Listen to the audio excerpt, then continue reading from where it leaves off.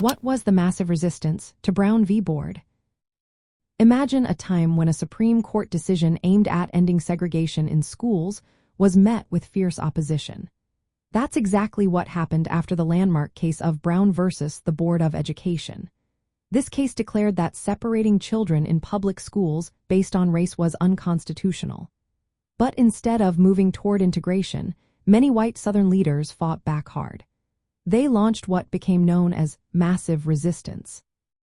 This was a coordinated effort by politicians and communities to block school desegregation. Leaders like Senator Harry F. Byrd from Virginia and Senator James Eastland from Mississippi publicly condemned the ruling. Byrd even organized a group of nearly 100 Southern politicians who signed the Southern Manifesto in 1956.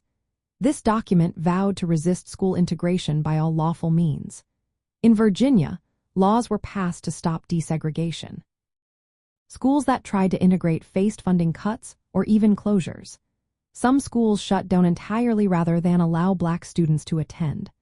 The state created special boards to control student placement, making sure segregation stayed in place. White parents were given tuition grants to send their children to private segregated schools. These tactics led to the closure of many public schools in cities like Charlottesville and Norfolk during the late 1950s.